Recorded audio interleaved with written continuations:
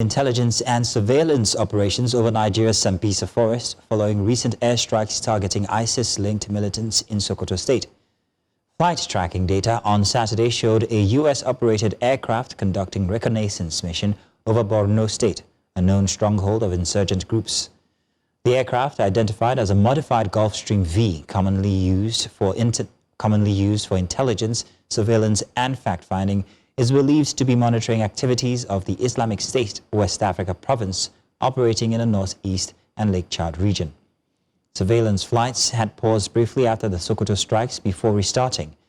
Records indicate the mission began in late November, with aircraft operating out of Ghana, a regional logistics hub for U.S. forces. The renewed operations come amid heightened security cooperation between Washington and Abuja and follow warnings of continued military action against militant groups in Nigeria. So joining us to discuss this is a security expert, Augustine Edgar. Edgar, you're welcome. Thank you very much for joining us. We'd like to know what the importance of the U.S. restarting intelligence and surveillance flights over Nigeria's Sambisa forest following the recent airstrikes in Sokoto is. My pleasure joining you, Max. Thank you. And you should all be aware that the nation of Nigeria have declared security a state of emergency in Nigeria. And so the war against insurgency have not stopped.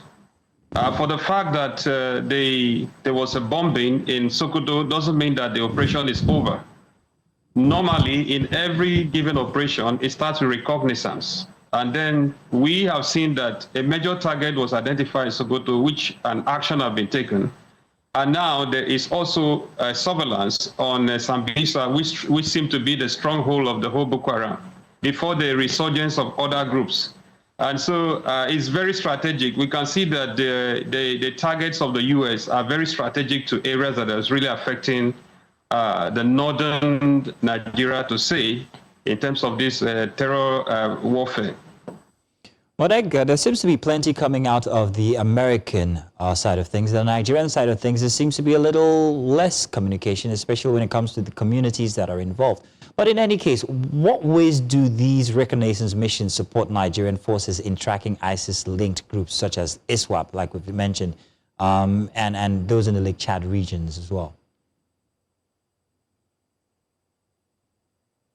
Yeah, you see, this reconnaissance is like we have the Air Force and the ground forces.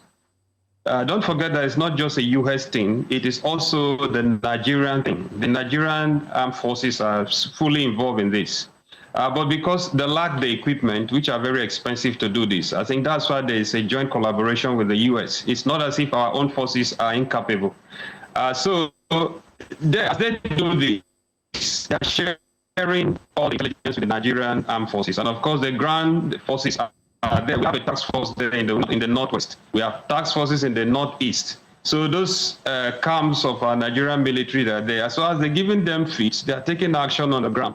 So it's a joint operation from up and down. And so they are working. Joint operation. So joint operation, I hear you say, but are there risks? What risks or challenges could arise from Nigeria relying solely on U.S. surveillance for its counter-insurgency? I think we might have a communication breakdown here with Edgar. We'll try and bring you his contributions much later.